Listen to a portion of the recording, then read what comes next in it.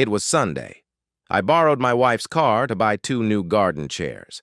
I was listening to This American Life on NPR and wanted to write down the name of a book they were talking about on the air. With one hand on the wheel, I rummaged through the center console box with the other, searching for the CD case with the pen. I pulled out everything in sight: a Bit-O Honey wrapper, a folded Starbucks cup sleeve, a quarter, a folding comb, a hard ring with a soft center. Nothing else looked like a condom wrapper. I almost ran off the road. Moments like that stick in your mind as if they happen in super slow motion, frame by frame. You look to your left and see a red Toyota next to you, driven by a fat, red-haired guy with an earring. The speedometer frozen at 34 miles per hour. The dust on the dashboard. The light ahead that you know will stay green. The squashed bug on the lower part of the windshield. The protrusions on the CD case scratching your wrist, the moment when you touch the unexpected. Thoughts are harder to organize. Even though you knew it was impossible, you still believed. Is this mine? You believed, is she cheating on you? Thoughts aren't as clear and distinct as images. Was guilt for stumbling upon a dark secret your main thought?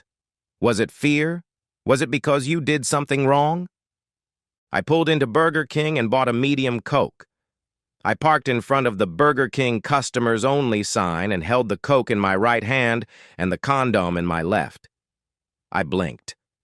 I always blink. Everyone always blinks. But this time I noticed that I had blinked. The Coke tasted like nothing but fizz and too much ice. I checked the glove compartment. I checked the trunk. I opened the doors and looked under the seats. I found a small package wrapped in a plastic supermarket bag tucked under the passenger seat where it was hidden unless you looked closely. Inside the bag was a notebook, a small spiral-bound notebook. My heart pounded in my chest as I opened it. The first 2 pages were blank. The next 2 had lists. I counted 32 entries covering 4 months and made it intervals of 4 to 5 days. The last entry was for the next day, tomorrow.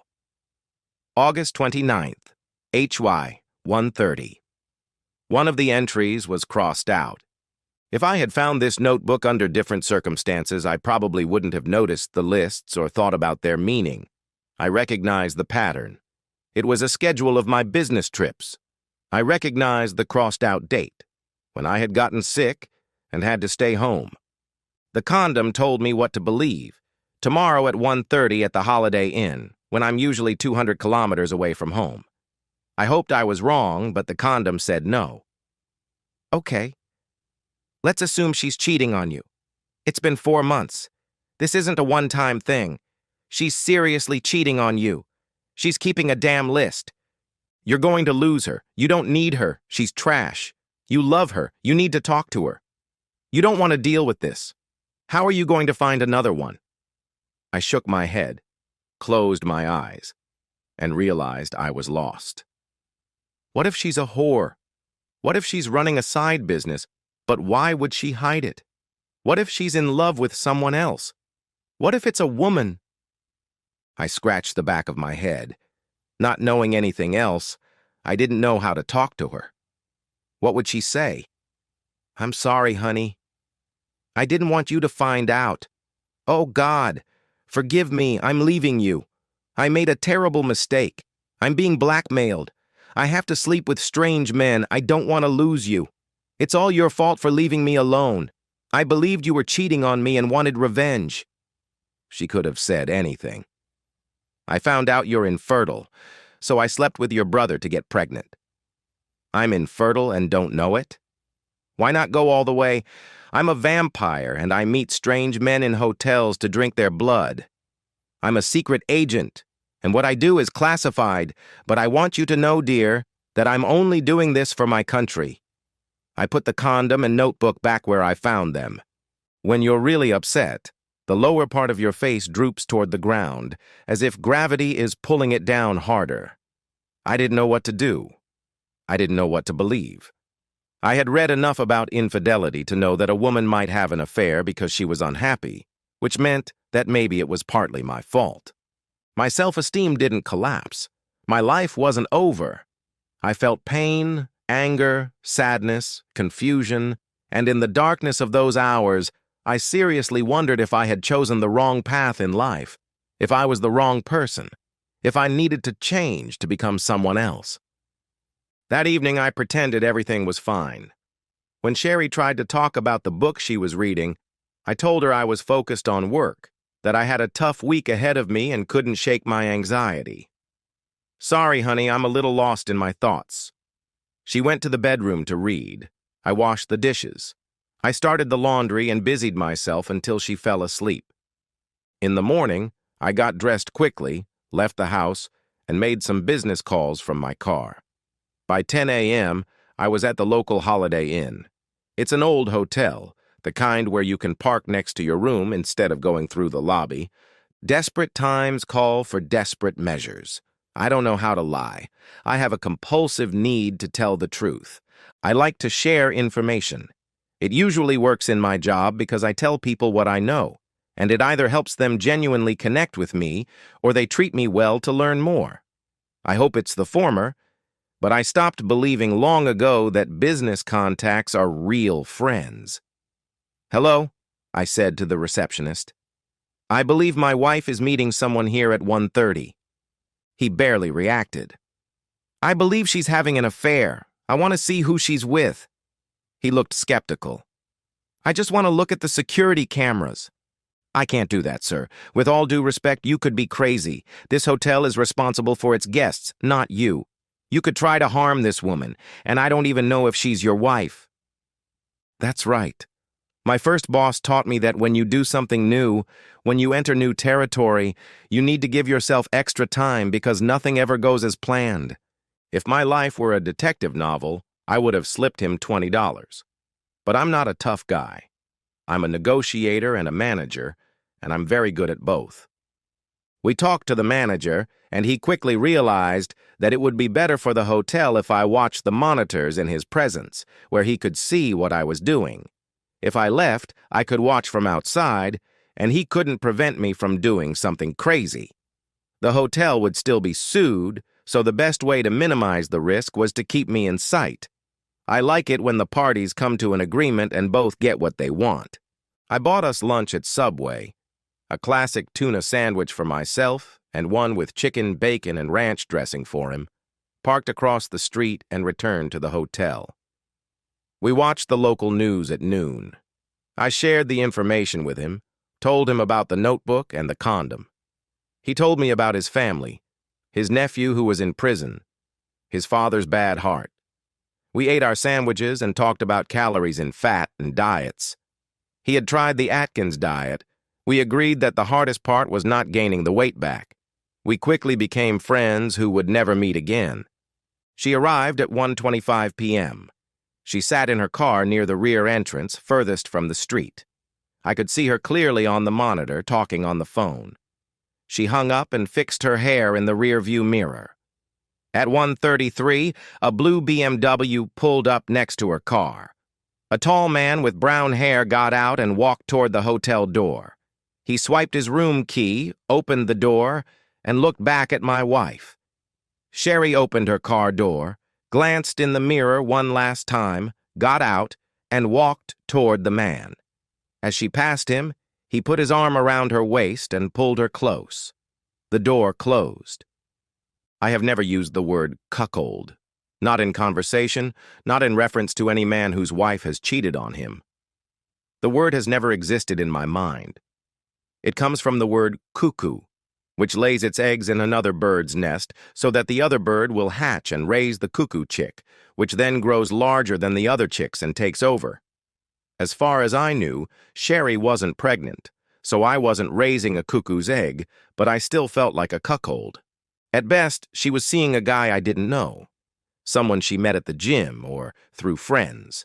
Someone she had a casual fling with that eventually became more serious, but perhaps just ran its course and was never based on love. It's not hard to understand the concept of a fling. We've all been tempted. You can recover from a fling. With work and time, after you acknowledge your pain and understand the reasons behind it, you can commit to a relationship again. The worst-case scenario would be that she slept with my worst enemy. That would be a betrayal that says, I want to hurt you so much that you feel like the dirt I wipe off my shoes. That's impossible to recover from. It's like a knife stabbed in your back and piercing your heart. In the worst case, you start to doubt your ability to judge correctly, that you are attracted to snakes, or that you were deceived by this Delilah who whispered in your ear, plotting your downfall. This was not the best or the worst case. It was an average case, not with a stranger or an enemy. The average case is complicated because it involves two betrayals: the betrayal of your wife and the betrayal of another man. If the other man is your golf buddy or some Joe who is just the husband of one of your wife's friends, then his betrayal is worthless. He's just another jerk. If the other guy is your father or brother, a close relative, then his betrayal may be worse than hers. A wife is not blood. I can beat my brother half to death, but in the end, I'll probably stay with the blood and leave the woman. A wife can be replaced. She slept with my best friend. I saw them on the security camera anticipating sex. She slept with my best friend. Tom betrayed our friendship with my wife. He was the best man at my wedding, and at his wedding, I shared that role with his younger brother. I had known Sherry for 4.5 years, but I had known Tom for 20 since I was 7. He knew what Sherry meant to me. He knew what marriage, commitment, and trust meant to me. It hurt. My new friend, the hotel manager, understood that. We shook hands, and our friendship would never be weakened by petty misunderstandings and would never be strengthened by late-night drinking and basketball. I crossed the street, got in my car, and drove to the golf course. I hit 2 big buckets of balls. By the middle of the second bucket, my mid-irons were flying perfectly. My wooden clubs were crisp. I hit my 4-iron, absolutely crushed it. I held my swing, watching the ball fly, enjoying the moment of perfection. Golf is a damn difficult game, enlivened by moments of absolute clarity. In the heat of the moment, I called Tom at home. "Hey, Peg, how's it going?" "Great. I'm coming home a little early and thought you might like to have dinner together." "When?" "Tonight, tomorrow. Whatever works for you." "Okay. So why not tonight?" "No. I think we should go out." "Okay. Sure. 7 at Ciro's is fine. Yeah. Bye." I crushed that phone like a 4-iron. I called home and left a message. "Honey, I'm coming home early today, so I called Peg and arranged to meet them at Ciro's at 7. I'll call you on your cell." I left the same message on her cell. I got home at 6. Sherry was in the shower. Her gym bag was open on the floor. I couldn't resist looking inside. Nothing. I took out her underwear and smoothed it out, looking for stains. Nothing. "Hey, baby," I called through the bathroom door. "I need to take a shower, too." "I'll be out in a minute." It dawned on me. This could be the last time I could have sex with her before everything came out. Whatever happened next, things would never be the same between us. I took off my clothes, went in, opened the shower door, stepped in, and gently hugged her. "Baby, this feels so good," I whispered in her ear. "I love you," she cried. That was what I wanted to hear. After that scene, I had no doubt that Sherry loved me. She was passionate, involved, living in the moment. She resisted a little. I remembered why I had married her and didn't know what to do anymore. The main courses were served, but even during the appetizers, I realized I wasn't hungry. My emotions were consuming me. Tom was acting normal, as was Sherry. There was a genuine closeness between the 4 of us. My wife, my best friend, and my best friend's wife. Sherry put her hand on my leg. She was very affectionate. Every glance she gave me was full of intimacy. She radiated satisfaction. Tom was enthusiastically eating pasta. Sherry and Peg were eating and chatting. I stared at the chicken and mindlessly twirled a piece of zucchini. The moment had come. Now was the time. For what? For what? "I have a question," I said. "Something's been bothering me." Sherry took my hand again. "Go ahead, ask," Tom said. "What would you do if you found out your best friend was cheating on you?" There was a short pause. What would you do if your wife was cheating on you with your best friend? Another pause. Seriously, if it happened to you, what would you do? I felt Sherry's hand go still. I continued as if everything was perfectly normal. It's happening to someone I know. He told me, and I started to believe him. You're my best friend. If you found out I was cheating on you with Peg, what would you do? Would it hurt more because it was me? Or would you forgive me? Who would you blame? I paused. Just curious. Witty answers only happen in stories. Tom slowly shook his head. Sherry looked down at her plate. Peg was stunned. At that moment, I decided to finish him off. I asked you that question because you're sleeping with Sherry, and I was wondering if I should beat you half to death or what. I squeezed Sherry's hand tightly. I turned to her. And you, my dear, should I throw your fickle ass out on the street or just file for divorce and leave peacefully? The lack of response killed them. I know Peg. She knew that Tom would have jumped on me if I had made fun of him. If I had joked, he would have said, I'd be grateful if I were you that Sherry finally found a real man, or something like that. Some kind of response showing that we were friends who teased each other. He took too long to respond, and Peg knew it. And in an instant, Tom realized he'd screwed up, that Peg had read his reaction. He knew there was no point in covering it up. We need to talk, he began. It's not what you think. But before he could finish, Peg hit him hard across the face. It was another one of those moments when time slows down. I started to enjoy it. I remembered the school bus crashing into the garage, and it seemed like the open black mouth widened in slow motion. I remembered Tom and I talking in his bathroom about the girls we liked. I saw us playing ball and fighting with the Cowell twins behind the oak tree. I heard the endless arguments all at once about who was the best runner, how to unhook a bra, whether it was better to be a Formula One driver or a movie star. You're a fucking bastard, damn fucking bastard. Peg hit him again, this time with both hands. She pushed him, and he cringed. I was still holding Sherry's hand. She froze. Peg jumped out of the stall, grabbed her purse, spun on her heels, and quickly left. I was calm. Mind paying the bill? I asked Tom. You can keep the change. I stood up and turned to my wife. Coming, honey? Sherry slipped out of the stall and followed me to the car. The first words Sherry uttered were, I'm sorry. I'm so sorry. Nice. You're sorry you got caught? Sorry you hurt me. I was getting angry. Sorry you ruined our marriage? Sorry you hurt one of your best friends? Sorry you destroyed my oldest friendship? Sorry for what? What exactly are you sorry for?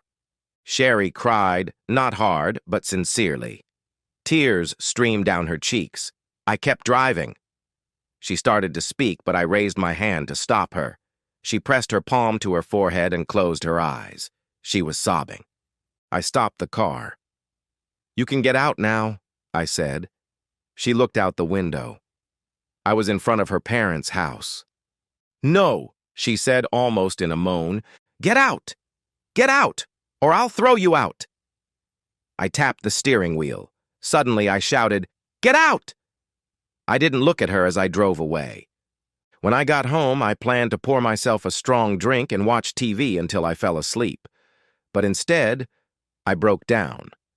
I opened Sherry's closet and stared at her clothes. I started ripping hangers off the rod, scratching buttons, trying to tear the seams.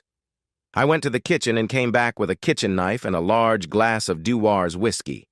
I stabbed her clothes with the knife, plunging it into the fabric, cutting and tearing. I got drunk. I lit a fire in the fireplace and threw our wedding album into it. I gathered up a handful of her underwear and threw each piece into the fire, watching it burn. Then I sat down in an armchair and watched a classic football game on ESPN until I fell asleep. Those were agonizing hours. That period of time when every moment is filled with meaning and none of it is good.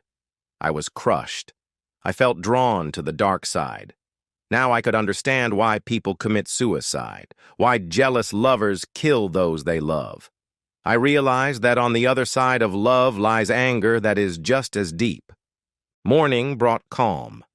The house was clean except for the bedroom, where pieces of Sherry's clothes were scattered around her closet. I left them where they were. In the fireplace, I saw the charred remains of our wedding album, straps and clasps from burned bras, and a tie from a nightshirt. My mind was blank. I was no longer angry. I took a shower. As the water ran down my body, I remembered making love to Sherry last night. It became clear to me that my life had changed forever. I wondered why it didn't matter more to me. What are you going to do? That can be a small question or a big question. I've gotten used to turning big questions that have no answer into small ones by breaking them down into pieces I can handle. Go back to Sherry? Big question. When and how do I see Sherry? Small question. What do I do about Tom? Big question. When do I see Tom? Small question. I called Tom on his cell phone. He answered, which surprised me because I was sure he had seen my number on the display. "I'm really sorry," he said. "Explain." "It just happened. It was just flirting, nothing more. And then one day I ran into her at the mall, came over to your place, and it just happened." "How long?" "I know how long. I just want you to confirm it." "Almost 5 months." I could tell he wanted to say something else, so I waited. "We didn't want you to find out, or Peg. We couldn't stop." At that moment, I knew exactly what I was going to do. "I don't want to see you anymore. Our friendship is over. I don't care what happens between you and Peg. You're completely out of my life. You don't exist. You're gone. Goodbye." And I hung up. The moment Tom told me with complete sincerity that he never wanted to hurt me, I knew he was telling the truth, that he had given in to weakness, that he had gone down the wrong path in the darkness. Fuck him. Fuck him. To hell with a friend who betrays a friend. He sold me out. He ran away when my life was in danger. He watched me drown and didn't call for help. Did you believe that regret matters? Did you believe that Fredo didn't regret betraying Michael? I'm willing to bet Judas regretted it too. You think I'll forgive you because I'm not your enemy? You can't betray your enemies. You can't betray your enemies. You were my best friend, and you slept with my wife, so go to hell. You betrayed me. You sold me out. Go to hell, you bastard. You mean nothing to me now. I drove to Sherry's parents' house. I didn't call ahead. Her father answered the door. He looked sad and a little scared. "How's it going?" I asked. He stepped out onto the porch, closing the door behind him. He sighed. "She told us. You know she loves you. You know that, right? I can see that you know." He shook his head again. "What a stupid bitch. Can you believe I'm calling my own daughter a bitch? Stupid. She's stupid. I can't believe I'm saying this about my own daughter, but she's stupid, stupid, stupid, stupid." I understood.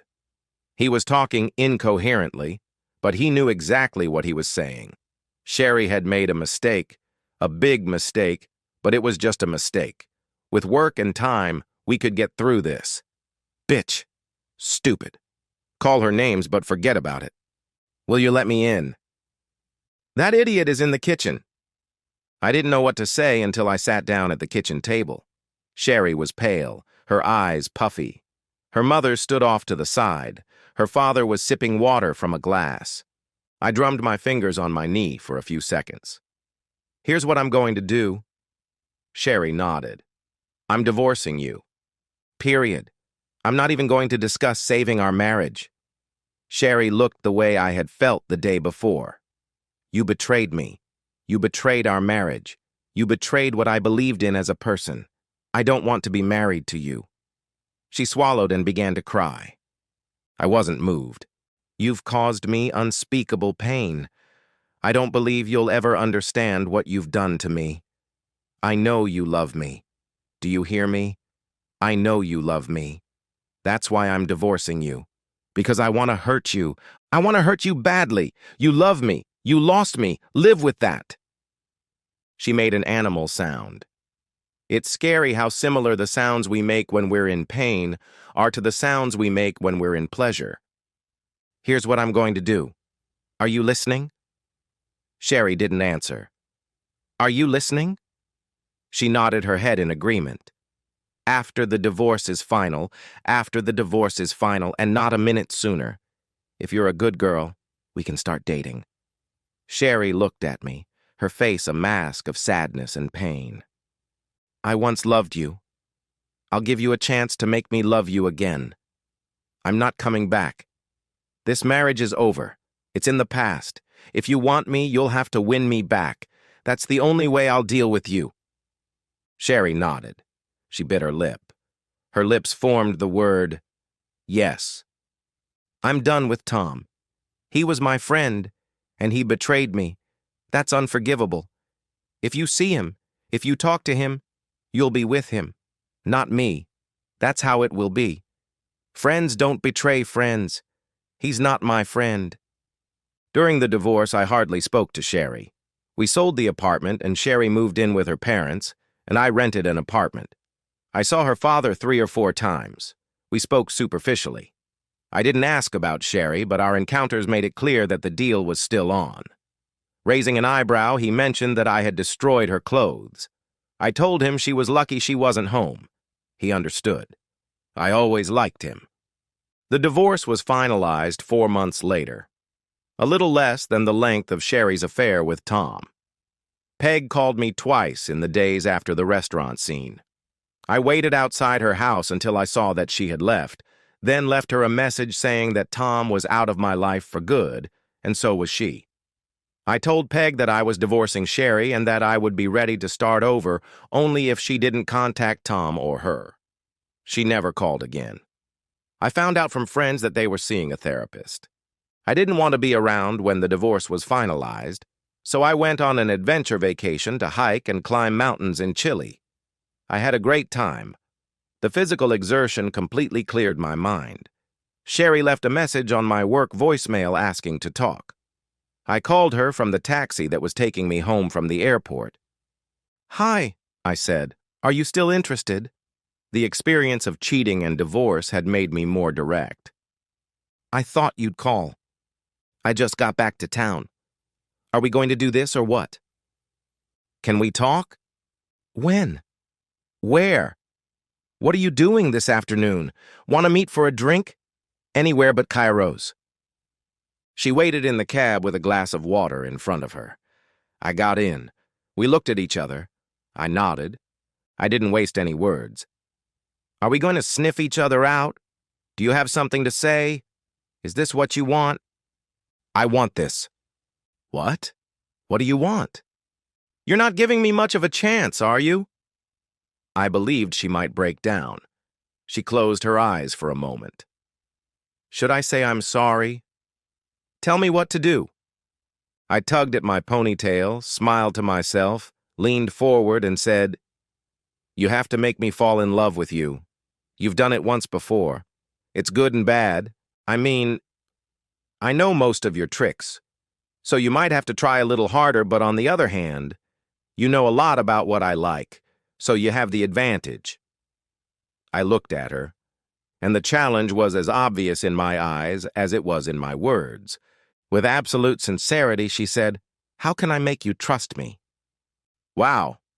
I pursed my lips as if deep in thought. "Wow. This is our first date. Trust has to be earned. Trust has to be deserved." I played my best card. "I know you've had issues with cheating in the past, and to be honest, I have some issues with being cheated on. But you know," I raised my hand and placed it on the table, "it's funny how life works. Let's see how things go." Sherry fell silent. I could see she believed me. I waited. "I'm not as easy as you've probably heard," she said. "Really? I heard you were easy." "No," she shook her head. "I'm looking for a serious relationship. If you just want sex, I'm not the girl for you." I raised an eyebrow. She tilted her head, holding her water glass with both hands. "Do you like how I'm dressed?" She raised her hand, pointing to her blouse and skirt. I just bought it. My ex-husband tore all my clothes. I had to buy a new wardrobe. Very nice. They look good on you. Your ex sounds like a real jerk. Her eyes narrowed slightly. I guess he didn't like my clothes. She leaned toward me. You know, he had one good quality. Only one? More than one. But this one was very important. What was it? I leaned forward. He was a great kisser. We were almost touching. I can't be interested in a guy who can't kiss at least that well. She tilted her head. We were inches apart. I just couldn't. The words hung in the air as our lips met. A good kiss on a first date. We lingered in that space. Then Sherry leaned back and stretched. I did the same. She smiled, and her eyes sparkled. This, she said, is going to be so much fun.